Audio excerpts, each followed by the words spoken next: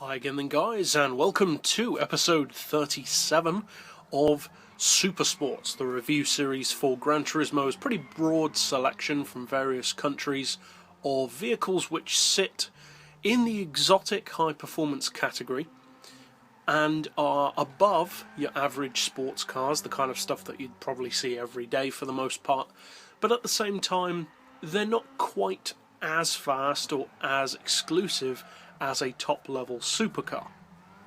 And this particular vehicle is one of the perfect examples of a super sports car. It's the Mercedes SL55 AMG. It's the R230 shape, which is the newer of the two series of SLs that are featured on the game.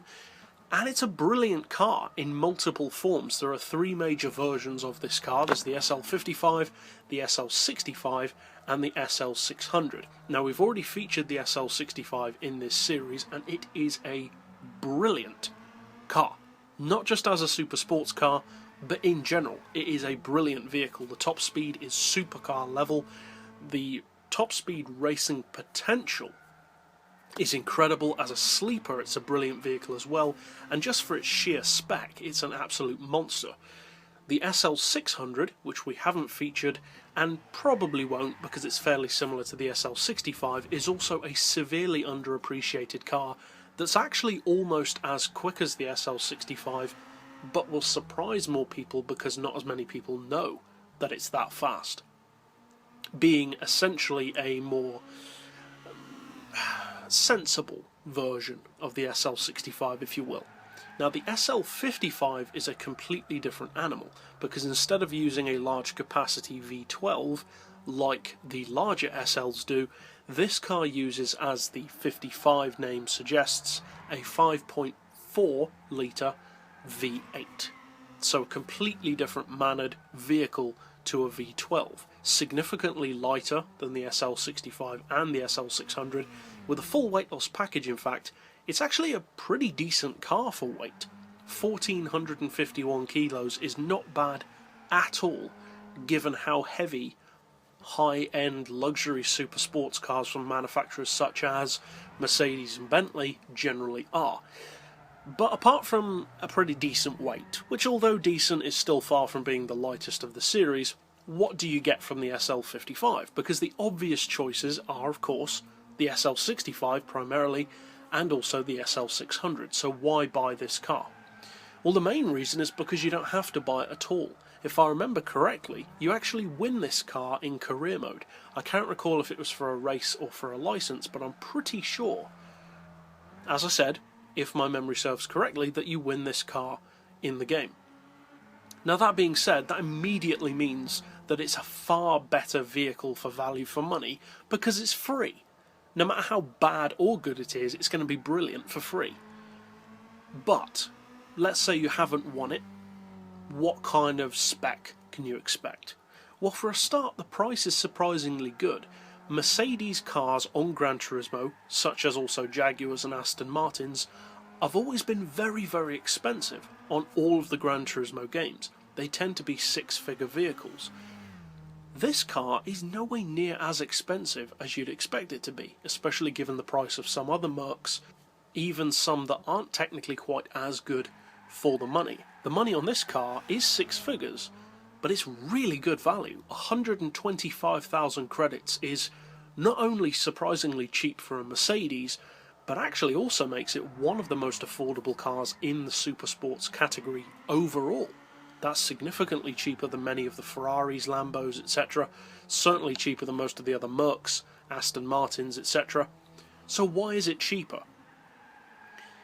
Well, to be honest, I don't really know. It's a premium car as well, whereas the SL600 and SL65 both are not. So technically this car should cost more, if anything, but it's less. It also has some visual modifications, which is always interesting. It allows for more personalisation of the car. But let's talk spec. What do you actually get? Because not many people use the SL55, as we already said, so is it actually worth checking out? Is it worth potentially buying? Is it worth using? Well, as I mentioned earlier, you get a 5.4 litre V8. It's supercharged, rear-wheel drive, and puts out 800 and 65 horsepower fully tuned, so nowhere near as much as the other two V12 versions, but still not exactly lacking. It also puts out 855 foot-pounds of torque. As I've mentioned before on the channel, not at all surprising from a Mercedes AMG. They are known for producing huge torque. In fact, the way that Mercs make their performance cars is actually kind of similar to American performance cars. Big power, big torque, and love to shred their tyres. We've already mentioned the weight of 1,451 kilos, and that means that combined with its power, it puts out just under 600 horsepower per tonne, which for a car of its weight is not bad at all. The PP is high, but not overly high. It's 612. Maybe a little bit too high, if anything, but I don't think many people would even try to race it at that level. What about performance? What do you get?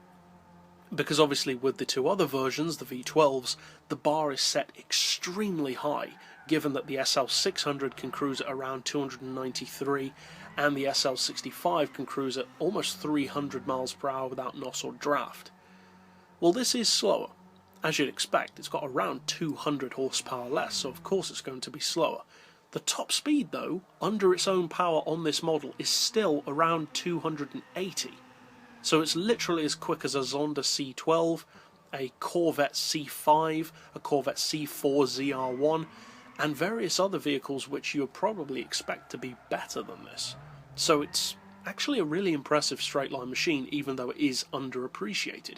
It can go well over 300 in draft, and for the money, it's a brilliant car. So if you haven't brought the SL55 out of your garage in a while, or perhaps haven't won it at all, I would definitely recommend giving it a chance, because it's actually a brilliant car. But that's it overall for this particular episode. I'll see you guys next time, and as always, thanks for watching.